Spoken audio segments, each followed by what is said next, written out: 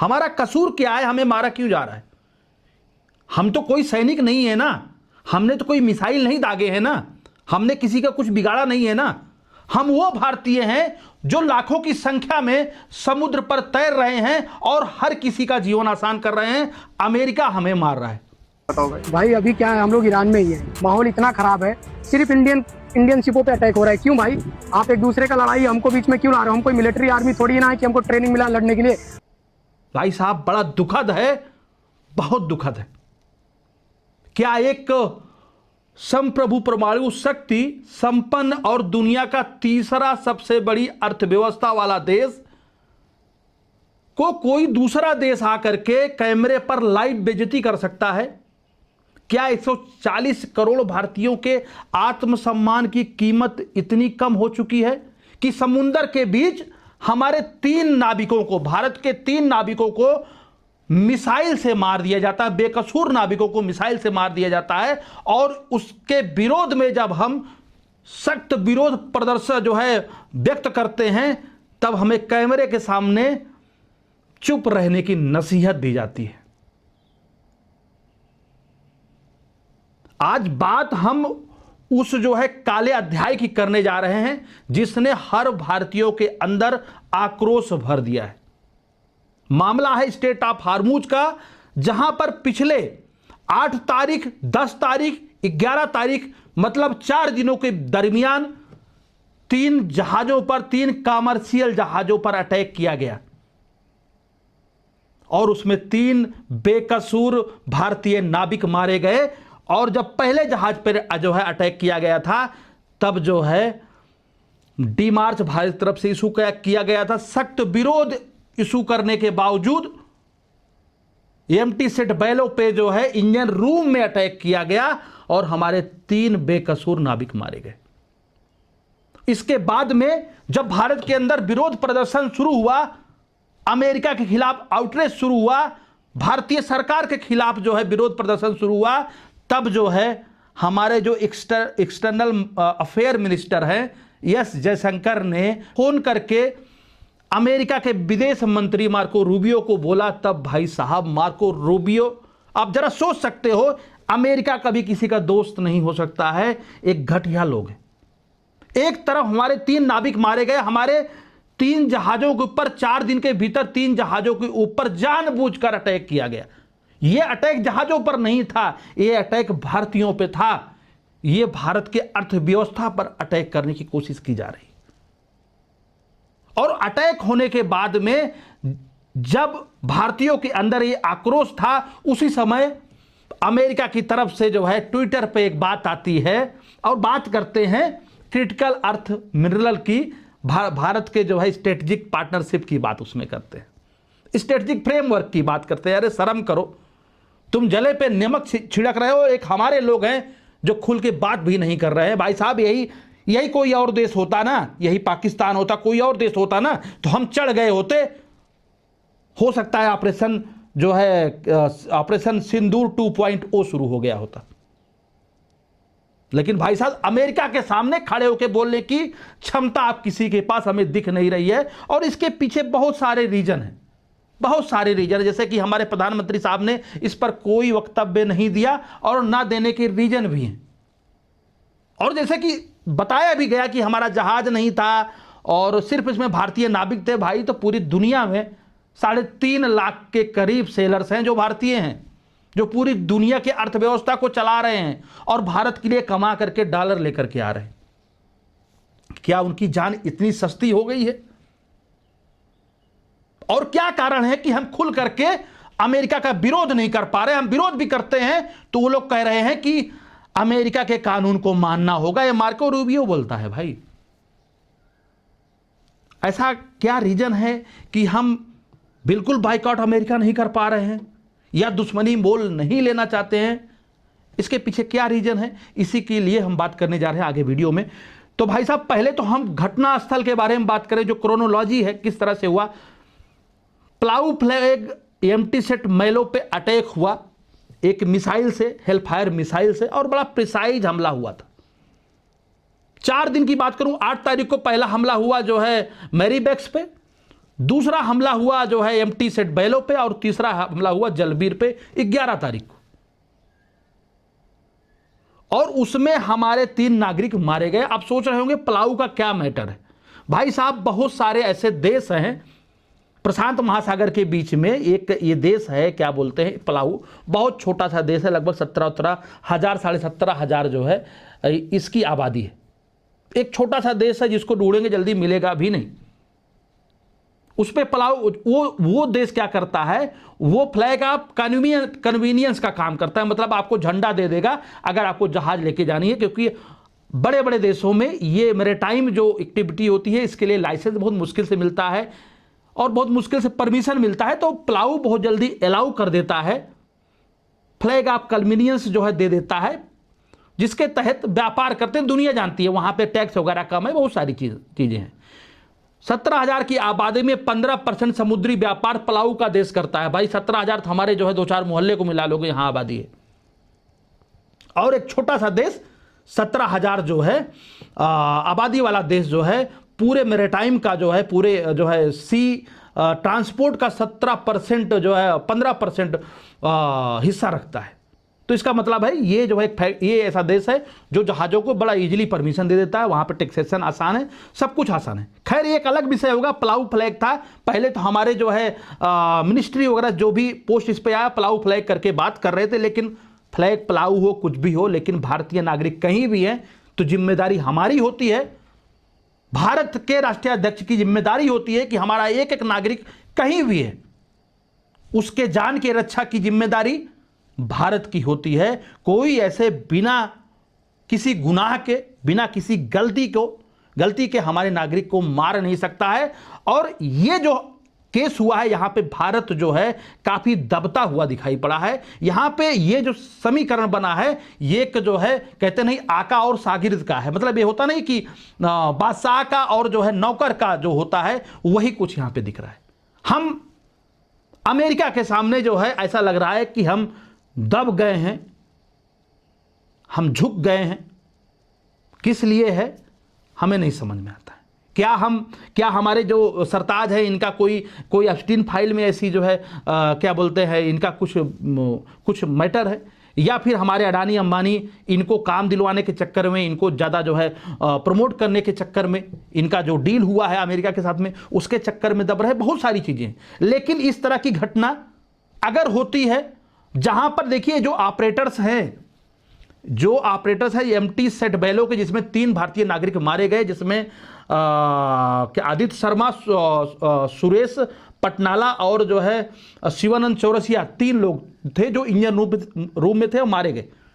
तो भैया empty set Balor के जो ऑपरेटर है उन्होंने विरोध इस पे दर्ज किया है कि बिना वजह मारा गया है, जो कि यूएस नेवी ये बोल रहा है कि हमने इनको बार बार वार्न किया, कई बार सूचित किया, कई बार इनसे कम्युनिकेशन करने की कोशिश की, उसके बाद में अटैक किया है। उन्होंने कहा, चैलेंज दिया है, अगर तुमने कोई भी कम्युनिकेशन किया तो सैटेलाइट का कोई भी जो है ऑडियो हो, कोई वीडियो हो, कोई भी ऐसी चीज प्रूफ हो हमको दो जो आप बता रहे हो कि आपने जो है इन जहाजों पे जो है कम्युनिकेट किया था। कोई कम्युनिकेशन नहीं होता, क्योंकि जब कोई भी कम्युनिकेशन होता है तब कैप्टन सबसे पहले जो है इंजन रूम को खाली कराता है। इंजन रूम पे जो के ऊपर जो है एकदम नाप तौल के अगर मिसाइल मारी जाती है, हेल्फायर मिसाइल फायर की जाती है, तब वो मारने का इरादा था। अगर ऐसी कोई इमरजेंसी होती तो कोई अनाउंसमेंट हो रहा होता तो जो है इंजन रूम में कोई भी जो है इंजीनियर ना होता। ये कैप्टन की जिम्मेदारी है। तो भैया यहां पर अमेरिका झूठा है, और एम्प्टी सेट बैलो के जो ऑपरेटर है उन्होंने बताया कि अमेरिकी जो नेवी है उसने जो है यहां पर जानबूझ करके मारा है। यहां पर अमेरिकी नेवी घिर रही है और जो है क्या कहते हैं यूएस नेवी यहां पे घिर रही है, तब ये अनाप शनाप बातें कर रहे हैं। लंगर पे जो है लंगर लगा के खड़ी हुई जहाज को, एम्प्टी जहाज को ये मार रहे हैं। और उनके सेलर ने कहा, ऑपरेटर ने कहा एम्प्टी सेट बैलो के कि भैया हमारा कोई भी क्या बोलते हैं ईरान के आयल से कोई सरोकार नहीं है, हम ये प्रतिबंधित क्षेत्र में नहीं जा रहे थे, हम ईरान का आयल फैसिलिटेट नहीं कर रहे थे। ये जानबूझ के मारा गया, टारगेट किया गया है इंडियन नाविक को। तो ये समझ में आ गया। तो हमारे इन तीन जहाजों को निशाना बनाया गया, जिसमें हमारे 3 नागरिक मारे गए। और उसके बाद में हमने पहले डीमार्च इशू किया, वहाँ के जो मतलब कार्यवाहक क्या बोलते हैं ऑफिशियल हैं इनके जो है एम्बेसी में, दोबारा डीमार्च इशू किया गया, बल्कि तलब भी किया गया, वीडियो भी सामने आया। उसके बावजूद जो है ये अमेरिका के सेक्रेटरी, अमेरिका के ये जो ऑफिशियल्स हैं, ये बिल्कुल घटिया हरकत करने में और जख्म के ऊपर नमक छिड़कने में बिल्कुल बाज नहीं आ रहे। जरा सोचिए, इन 3 नाविकों का जो है परिवार है, उन परिवार के ऊपर क्या बीत रही होगी जिनको बिना गुनाह के तुमने मार दिया। भारत किसी की लड़ाई में नहीं पड़ता है, भारतीय लोग किसी की लड़ाई में नहीं पड़ते हैं। लोग अपनी जीविका चलाने के लिए समुद्र में जाते हैं, वहां की जिंदगी इतनी आसान नहीं होती है। और ये भेड़िए, ये कसाई हैं जो कभी किसी के नहीं हो सकते हैं। तो विथ ड्यू रिस्पेक्ट बोलता हूं, जो लोग आप देख रहे हो मेरे भाई, इनके लिए प्रे करो ताकि इनके परिवार को ठाठस बन सके। और ये मत सोचो कभी जिंदगी में कि अमेरिका हमारा दोस्त हो सकता है। अमेरिका कभी हमारे दोस्त नहीं हो सकता है। कभी जरूरत अमेरिका को हमारी हो सकती है, वो भी चाइना को काउंटर करने के लिए या व्यापार करने के लिए, या भारत व्यापार में कुछ पैसे अमेरिका से कमाता है, वो एक लालच हो सकती है। लेकिन अमेरिका कभी भारत का दोस्त नहीं हो सकता है। ये जानबूझकर किया गया कृत्य है, ठीक है ना। अब जब आउटरीच शुरू हुआ अमेरिका के खिलाफ, जब यहां की जनता खुद सरकार के खिलाफ मोर्चा खोलना शुरू करी, भारत की जनता, इन 3 नाविक के मरने पर ये जो मारे गए, इनका जो कत्ल किया गया जो है गल्फ ऑफ ओमान के पास में, तब भैया जब पानी सर के ऊपर से चला गया, तब 13 जून को भारतीय विदेश मंत्री एस जयशंकर ने अमेरिका के विदेश मंत्री मार्को रूबियो से सीधी बात की। बातचीत के बाद भारत की तरफ से एक ट्वीट आया जिसकी भाषा नपी-तुली और कूटनीतिक थी। जयशंकर साहब ने लिखा, उन्होंने क्या लिखा, उन्होंने भारत का स्ट्रांग प्रोटेस्ट मतलब कड़ा विरोध दर्ज करा दिया है और 3 भारतीयों की मौत किसी भी हाल में जस्टिफाई नहीं है, ये उन्होंने ट्वीट किया। ये न्याय संगत नहीं है। बड़ा बढ़िया जो है कड़ा विरोध प्रदर्शन जो है व्यक्त किया सामने। और इसको लेकर के बहुत लोग बातें भी कर रहे थे कि अमेरिका का होश ठिकाने आ जाएगा। जयशंकर ने बहुत कड़ा जो है विरोध प्रदर्शन किया, लेकिन हुआ क्या? भारतीय मीडिया ने इसे पहले दिखाया जैसे भारत ने अमेरिका को बहुत बड़ा सबक सिखा दिया है, लेकिन एक कहानी का दूसरा पहलू जो है इससे बिल्कुल उलट है और शर्मनाक है, दर्दनाक है, असंवेदनशील है। बातचीत खत्म होती है, भारतीय विदेश मंत्री और ब्लूमबर्ग ने जो रिपोर्ट छापा है, जो रिपोर्ट छपी है, उसने भारत के कड़े विरोध की हवा निकाल दी। मार्को रूबियो ने साफ साफ शब्दों में कहा, सभी कॉमर्शियल जहाज जो स्ट्रेट ऑफ हार्मुज से गुजर रहे हैं या गुजरते समय अमेरिकी सेना मतलब कि यूएस फोर्स के आदेशों को तुरंत और बिना शर्त पालन मतलब करेंगे या पालन करना होगा। ये पहला है कि यूएस जो है मिलिट्री का जो आदेश होगा, जो भी कॉमर्शियल जहाज जा रहे हैं उसका पालन करना होगा। ये मार्को रूबियो ने कहा। अगर किसी ने भी अमेरिकी प्रतिबंधों, यूएस ब्लॉकेट का उल्लंघन किया या ईरान का तेल ले जाने की कोशिश की तो उसे बिल्कुल भी बर्दाश्त नहीं किया जाएगा और अंजाम भुगतने के लिए तैयार रहिएगा। मतलब ये ऐसे बात कर रहे हैं जैसे अमेरिका पूरे दुनिया का जो है कंट्रोल में लेके रखा है और इनकी बपौती है। ये स्टेट ऑफ हार्मुज जो है इंटरनेशनल वाटर है, ये इनका नहीं है ना तो ईरान का है, लेकिन बातें ऐसे कर रहे हैं क्योंकि भाई इनको जवाब देने वाला कोई नहीं है। इनको जवाब देने का मतलब है कि अपना नुकसान कराओ, तो इसीलिए जो है चुप रहना या फिर सिर्फ विरोध प्रदर्शन करके अपना काम चला लेना है। तो भैया यहां पर दिख रहा है कि भारत कितना मजबूर है, डरे नहीं है, कितना मजबूर है।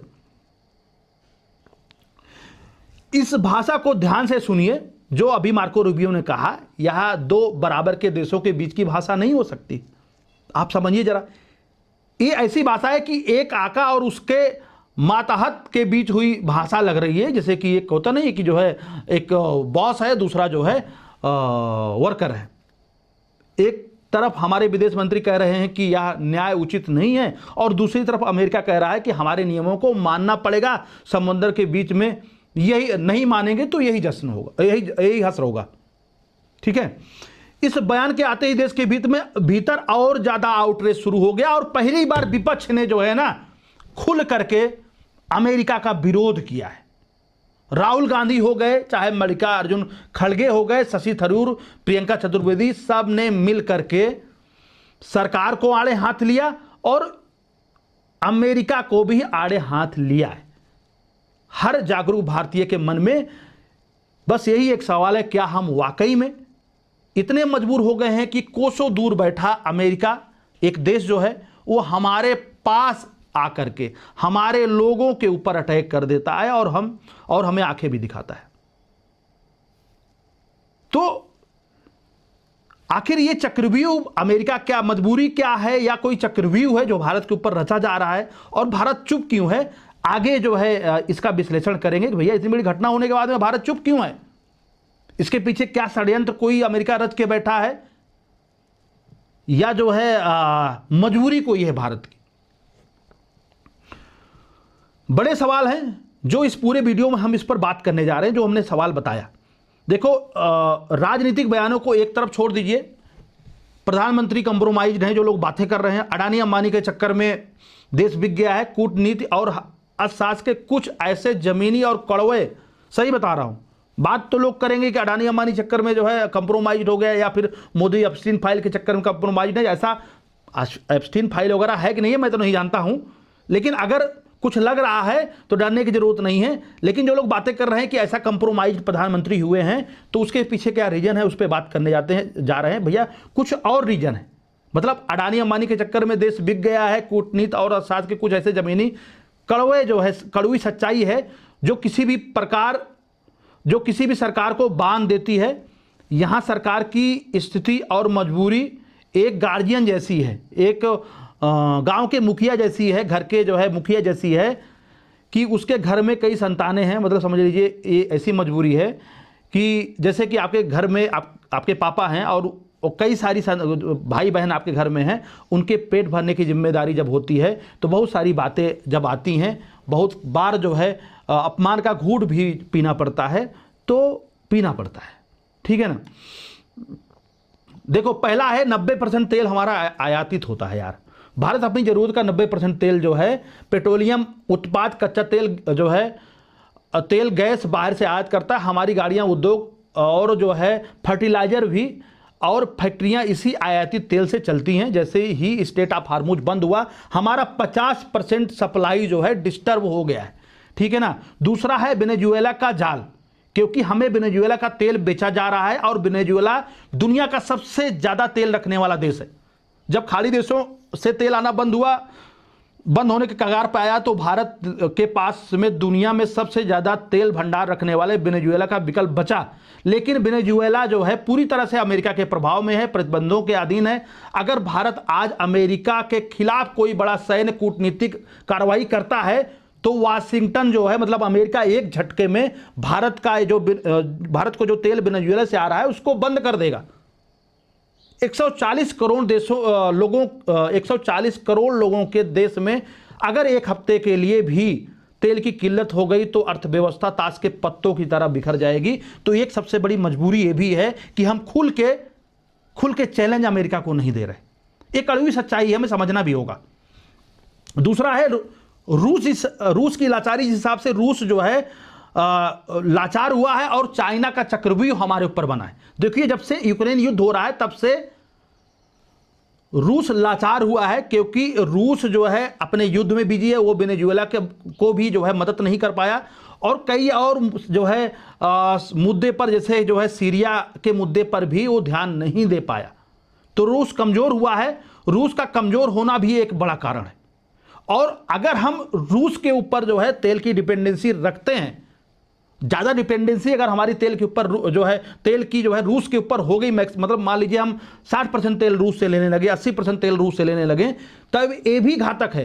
क्योंकि भैया रूस जब से कमजोर हुआ है पूरी तरीके से बहुत सारी चीज़ों की आपूर्ति के लिए चाइना के ऊपर डिपेंड है। और चाइना अमेरिका से ज़्यादा भारत के लिए खतरा है। चाइना चाहेगा तो ये बोलेगा भैया तुमको तेल देना है भारत को कि मुझे देना है, तो रूस जो है भारत के तेल में कटौती कर सकता है प्रेशर में आकर के। तो ये भी एक मजबूरी है जिसके चलते हम अमेरिका को डायरेक्ट आंख नहीं दिखा सकते हैं, जो कि क्षमता है, पावर है।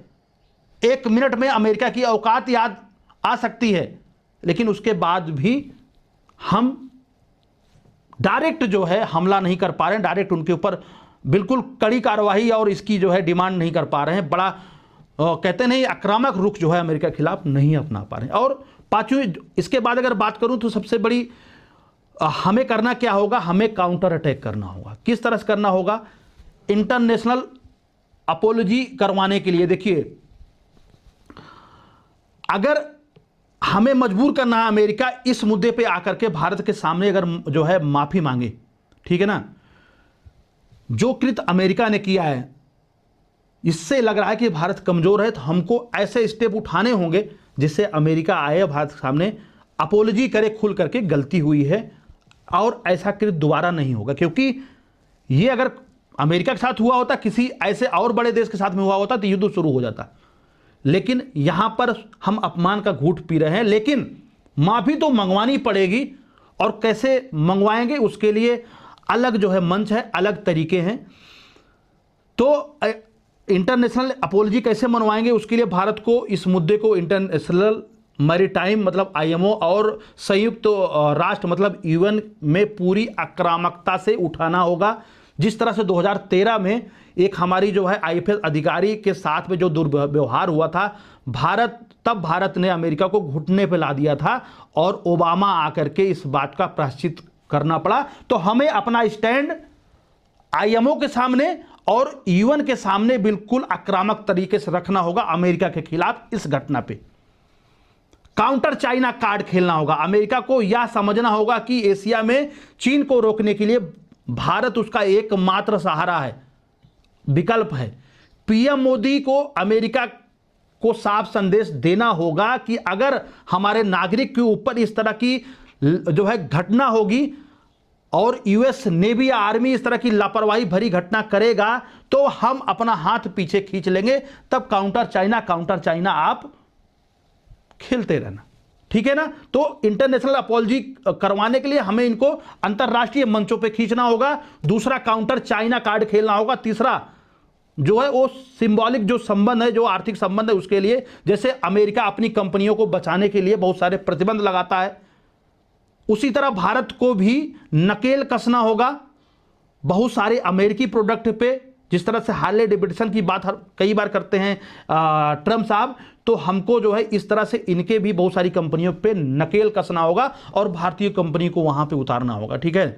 अंतर्राष्ट्रीय मंच पर भी जो है हमें इस बात को उठाना होगा। जैसे अभी G7 सम्मेलन होने वाला है, तो हमें G7 सम्मेलन में जब भी हमारे प्रधानमंत्री संबोधित करें तो इस बात को जरूर उठाएं, बड़े तरीके से उठाएं, ताकि दुनिया के सामने ये समझ में आए कि अमेरिका ये जो किया है वो एक आतंकवादी घटना है। और देखिए इस विषय बहुत सारे देशों ने बोला भी, यूएनएससी के जो सेक्रेटरी हैं उन्होंने भी बोला ये घटना काफ़ी निंदनीय है। और ईरान ने बोला कि ये जो है आर्म्ड जो है क्या बोलते हैं टेररिस्ट हैं, ये आतंकवादी हैं, लुटेरे हैं, ये रॉबर हैं, इस तरह का संज्ञा इनको दिया है। तो हमें कई मंचों पे इन्हें घेरना होगा, तब तक घेरना होगा जब तक अमेरिका जो है इस विषय पर जो है अपोलॉजी नहीं मांगता है। तो साथियों, सरकारें आएंगी और जाएंगी, लेकिन इतिहास गवाह है कि जब भारत पर संकट आया है तब तब देश का आम नागरिक भारत के लिए समर्पित रहा है। और 1965 का युद्ध देख लीजिए, लाल बहादुर शास्त्री के कहने पर लोगों ने भूख हड़ताल भी किया। और अलग अलग समय, ग्रीन रेवोल्यूशन के समय पे, या फिर जो है 1991 का जो लिबरलाइजेशन था। और आज हम जिस हिसाब से अपने आप को पेश कर रहे हैं, हमको और तरीके से आना होगा। अलग अलग क्षेत्रों में जो मोनोपोली है उसको कम करके और कंपनियों को अवसर देना होगा। अपने युवाओं को स्पेसिफिक जो है ऐसी जो है ट्रेनिंग देनी होगी जिससे डायरेक्ट वो जो है एआई हो गया या सॉफ्टवेयर इंजीनियरिंग हो गया, बहुत सारी जो है टूल्स मशीनरी और बहुत सारी चीज़ों को बनाने के लिए हम प्रेरित करें, उनको शिक्षा दें और डायरेक्ट इंडस्ट्री में हम उनको जो है प्लेसमेंट करवाएं, जिस हिसाब से चाइना 30-40 साल पहले किया था। तो हमको अपने आप को मजबूत करना होगा। आज चाइना को आंख नहीं दिखा पाता है क्योंकि चाइना ने अपने आप को मजबूत किया है। तो सरकार कोई भी रहे, आएगी जाएगी, एक अलग विषय है। हम सरकार पर्टिकुलर किसकी सरकार इसका मतलब नहीं है। मतलब यह है कि हमारे अगर नागरिक ऊपर कोई हमला होता है, कोई इस तरह की गैर जिम्मेदाराना काम होता है, तो भारत के नागरिक सारे 140 करोड़ लोग जो है उसका विरोध करेंगे। आज हम यार इतनी संख्या में हैं, हर छठवां आदमी दुनिया का जो है भारतीय है, और 3.5 लाख जो है सी फेरर हमारे जो है समुद्र में टहल रहे हैं। हर देश के लिए, दुनिया के लिए हम काम कर रहे हैं। उसके बाद में अगर हमारे नागरिक मारे जाते हैं, जिस तरह से अभी वीडियो आ रहा है आप देख रहे हो कि कई सारे और सी फेरर जो हैं वो लोग सामने आकर कह रहे हैं भैया हमारी गलती क्या है, हम तो भारत न्यूट्रल देश है और हम लोग तो ऐसे हैं जो पूरी दुनिया को लाभ पहुंचा रहे हैं, आपके लिए सामान लेकर के जा रहे हैं, और ऐसे ही कोई नहीं आता समुद्र में यार, रोजी रोटी के लिए गए हैं। और ना तो वो किसी देश के जो है सेना है, ना ही किसी को नुकसान पहुंचा रहे हैं, तो फिर क्यों उनको मारा जा रहा है, ये सोचना होगा। और आप लोग इस वीडियो को जरूर शेयर करिएगा भाई, ताकि अमेरिका तक पहुंचे और इस भेड़िए को दिखाई पड़े कि भारतीयों को सताने का क्या मतलब होने वाला है। इसी साथ वीडियो कंप्लीट करते हैं दोस्तों। आप लोग स्वस्थ रहें, मस्त रहें, जबरदस्त रहें, सुरक्षित रहें। जय हिंद।